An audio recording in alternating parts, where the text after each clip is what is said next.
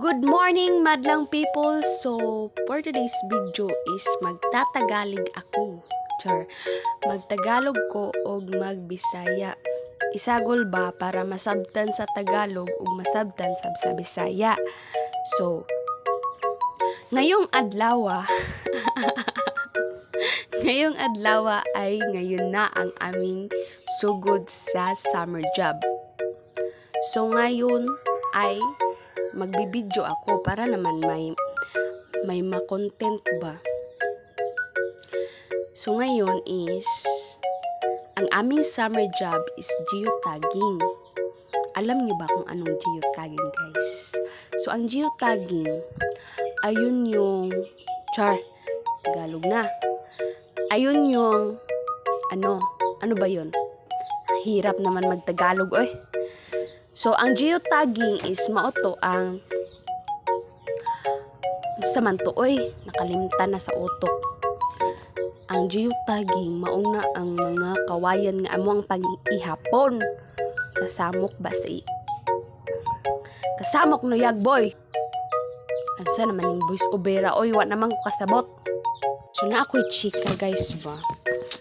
Kini bitaw mga Bisaya bitaw. Nga namang makasabot man sila og Tagalog, labi nag-English. Pero kining mga Tagalog, di gyud kasabot og Bisaya, nga naman eh. So mas utukan day ang Bisaya ani. No. So fast forward naman tayo, oy. Hindi naman tayo mag-focus sa ating video.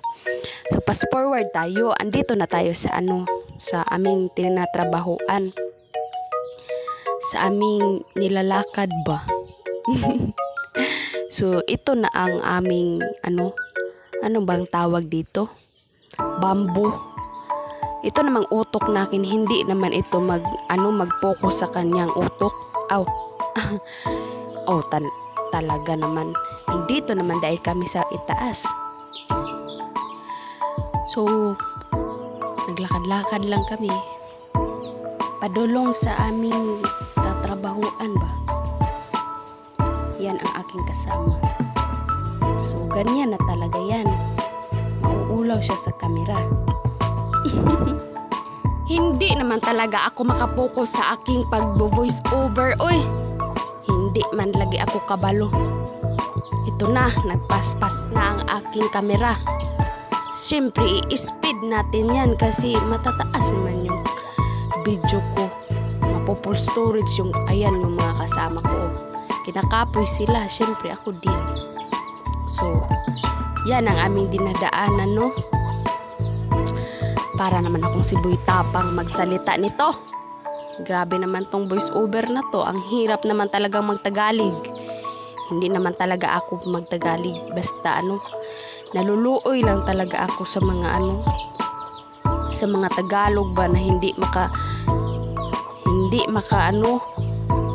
pero ang uban, yung iba, marunong naman sigurong umintindi ng mga Bisaya.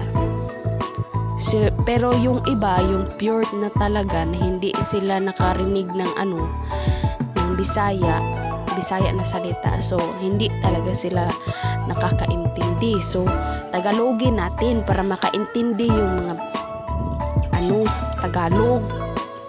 So, may concern din naman ako kahit grabe naman tong mama ko, grabe naman maka-atching.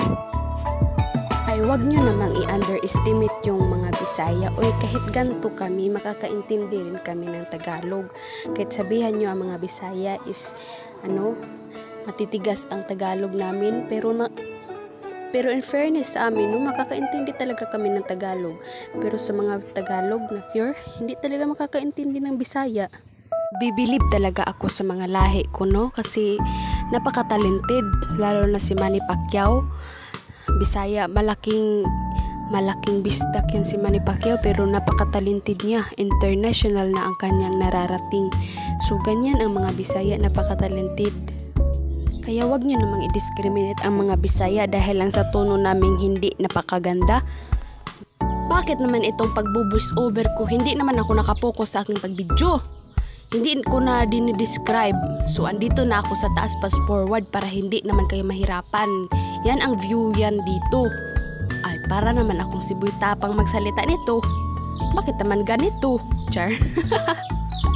So, nagpapahinga lang kami, no? Kasi hindi naman kami robot para hindi makaramdam ng kapoy. Ganyan ang view dito sa aming naanhian. Para namang tinaw yung camera mo para i-zoom-zoom mo. Hindi naman yan tinaw, kaya wala kang karapatang mag-zoom-zoom ng camera mo. Siguro naman, no, maiintindihan ng mga Tagalog. Hindi ko naman namamalayan na nagsayo-sayo na pala yung classmate ko. So, fast forward tayo, no. Nandito na kami sa aming pinipicturan na kawayan. Ang saba naman ng background ko. Ginoo ko. Talaga naman pagka-challenging naman itong trabaho namin. Pinapahirapan talaga kami. Siyempre, ganyan naman yung mga Bisaya. Paghirapan talaga ang trabaho, makakuha lang ng kwarta. Ganyan kami. So, maghihilom naman talaga ako kasi wala na akong maiisip na salita.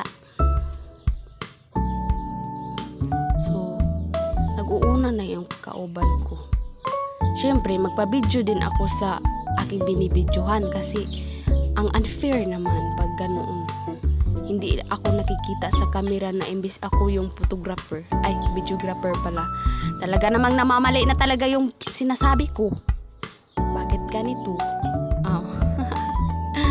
Ganyan, binibidyohan din niya ang aming mga kauban. Nag-uuna na kami para mag-iihap sa sa uban na bamboo. Para pagdating ng kauban namin nasasabi lang namin na ganto ganyan. Para diretso-diretso na ang aming paglakad pa. So, iihap na talaga ako para nagduduol na sila. Lumalapit na sila sa amin. Yun ang Tagalog sa nagduduol. Bakit naman ganito ang aking camera? Nakakabilis naman.